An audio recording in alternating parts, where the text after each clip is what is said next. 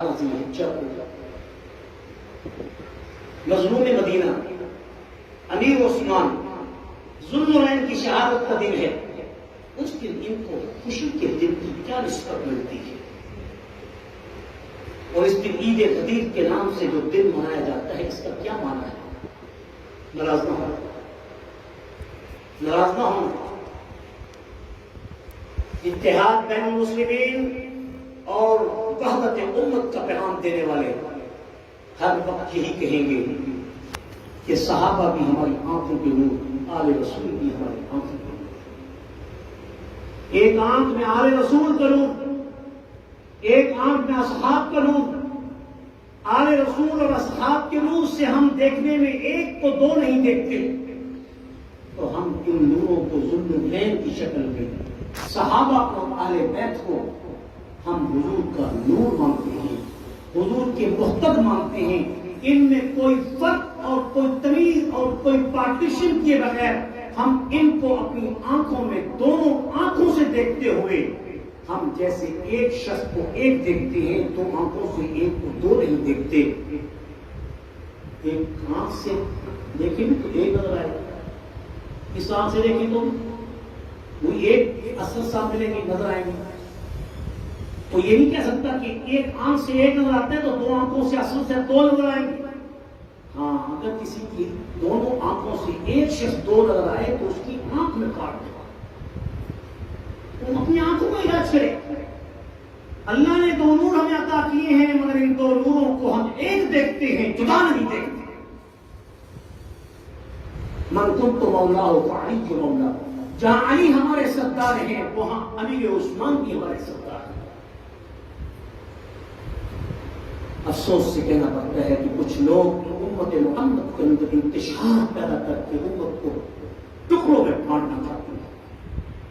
آئیے مظلوم مدینہ کی اس کہانی کو کہانی مت سمجھیے، یہ بہت بڑا معرکہ ہے.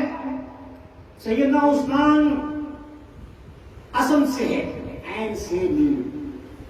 اب یہ عربی میں گرامر کے اندر مادہ ہوتا ہے کسی لفظ کو نکالنے کے لیے. آسان جس کے معنی طاقت، جس کے معنی قوت، جس کے معنی جبر، جس کے معنی بردبار، جس کے معنی سخی، جس کے معنی طاقتور. لیکن کچھ لوگوں نے اس کے معنی یہ کیے ہیں کہ عثمان ایک اژدہا کو کہتے ہیں. اژدہا کا اصل نام عثمان نہیں ہے، یا چھوٹے سانپ کو عثمان نہیں کہتے.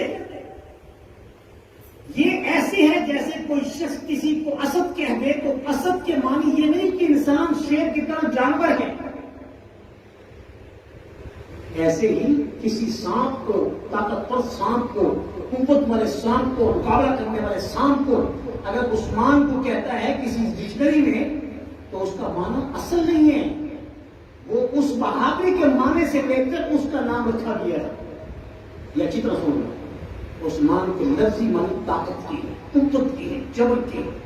جیسے علی کے معنی علو کے شان اور اعلیٰ سے اعلیٰ شان سے بندہ کی ہے اور کسی کی نہیں.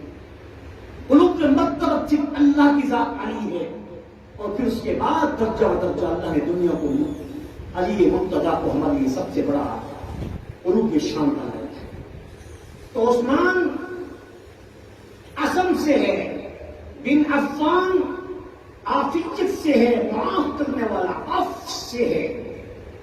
میں کیا بتاؤں کہ سیدنا عثمان ذوالنورین رضی اللہ عنہ حضور اکرم صلی اللہ علیہ وسلم کی سگی پھوپھی، کیا نام ہے اس سگی پھوپھی جو بنت عبد المطلب ہے، عبد المطلب کی بیٹی، عبد المطلب کی بیٹی ام حکیم البیضاء. ام حکیم یاد کرنا، ہمیں ٹکڑوں کے نام تو یاد رکھتے ہیں، ان کے نسل بھی یاد رکھتے ہیں، ان کی پتہ کیا کیا کچھ یاد رکھتے ہیں. جو یاد کرنے کی چیزیں اس کو ہم یاد ہی رکھتے ہیں. سیدنا عثمان رضی اللہ عنہ نبی کریم صلی اللہ علیہ وسلم کی سگی پھوپھی ام حکیم البیضاء، جو حضور کی سگی پھوپھی اور جو نبی کریم صلی اللہ علیہ وسلم کے والد عبداللہ حضرت عثمان کی سگی نانی. کس کی بتائیے؟ بھی بتایا. حضرت عثمان رضی اللہ عنہ کی سگی نانی، جو حضرت عثمان کی سگی نانی ہے، بنت عبد المطلب، جو ام حکیم البیضاء ہے، یہ محبوب کریم محمد رسول اللہ صلی اللہ علیہ وسلم کی سگی پھوپھی ہے، بنت عبد المطلب. کتنا قریب رشتہ جا کے بنت عبد المطلب میں حضور کے خاندان کا عثمان کے خاندان کو اکٹھا کر دیتا ہے. تو دور کرنے کی باتیں کرتے ہو. ہم تحریر کار میں ہیں، ہم تعمیری سوچ رکھنے والے ہیں، ہم مل کے چلنے والے ہیں. حضور اکرم صلی اللہ علیہ وسلم کی یہ پھوپھی جو سگی نانی ہے سیدنا عثمان رضی اللہ عنہ کی، یہ کیسے ام حکیم بیضاء کے ساتھ جو کہ بنت عبد المطلب ہے، یہ جڑواں پیدا ہوئی، اور اس طرح سیدنا علی رضی اللہ عنہ حضور کی پھوپھی ذات بھائی ہوئے. سیدنا علی بھی حضور صلی اللہ علیہ وسلم کے پھوپھی ذات بھائی. آگے چلیے. سیدنا عثمان ذو النورین رضی اللہ عنہ، جن کی ساری زندگی تھوڑا تقوی میں گزری، حضور پر نور محبوب کریم محمد رسول اللہ صلی اللہ علیہ وسلم کی دو سگی بیٹیاں. آپ تھوڑا سا آج غور کریں، کیا تاریخ کو مسخ کیا جا سکتا ہے؟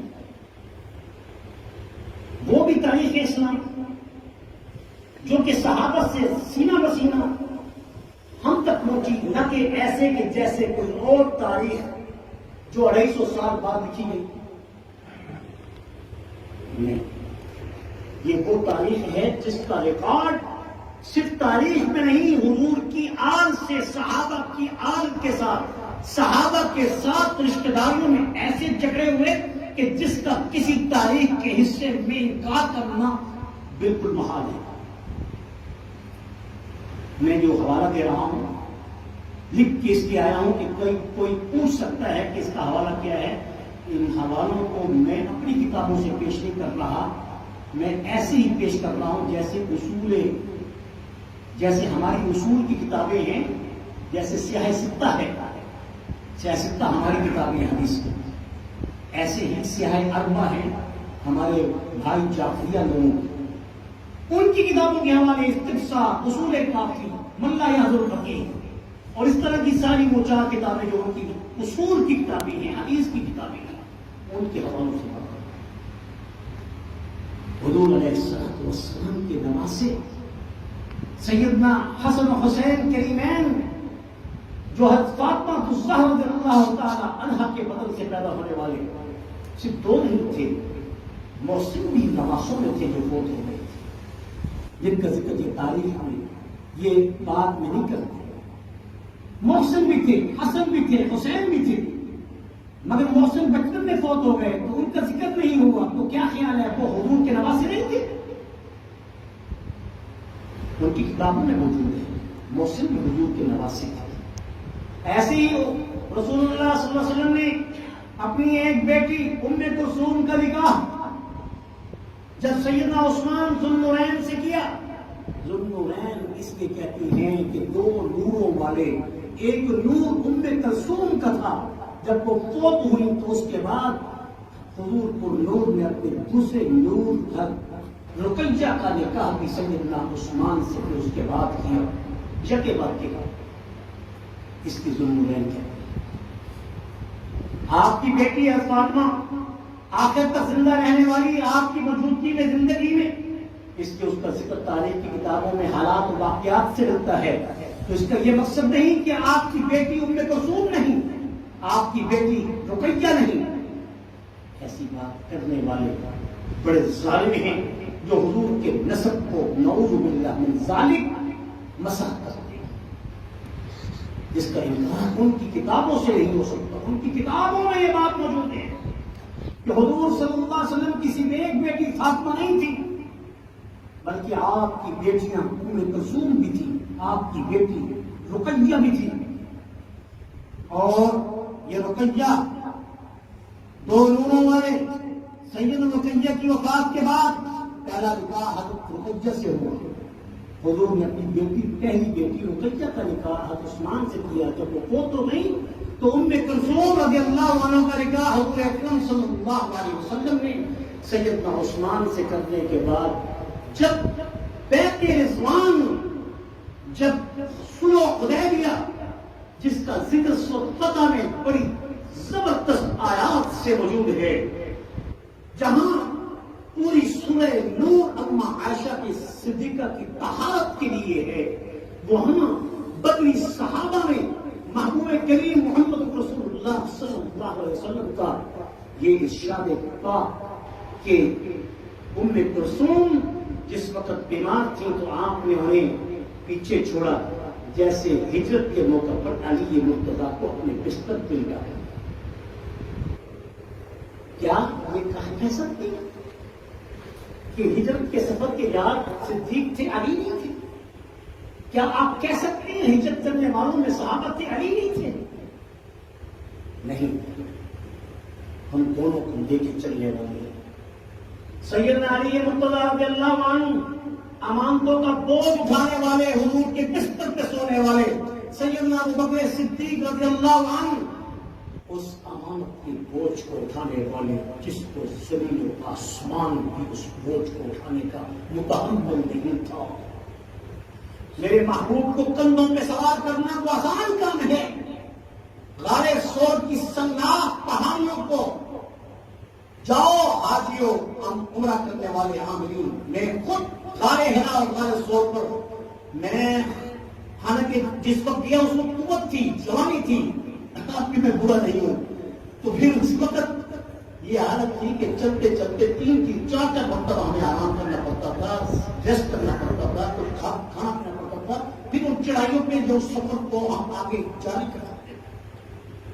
قربان جو اما خدیجہ کبریٰ رضی اللہ عنہا، وہ خاتون افضل، کوئی نہیں نہ ملے خاتون افضل، وہ خاتون افضل جس نے حضور نبی کریم صلی اللہ علیہ وسلم کی خدمت کا وہ حق ادا کیا کہ بڑے بڑے بستر کو ٹکرا دیا اور حضور کو اپنے گھر میں اور اپنے حرم میں، حضور نے ان کو اپنے حرم میں لے کر پھر حرم مدینہ اور حرم مکہ کی یادیں تازہ کی. یہ اما خدیجہ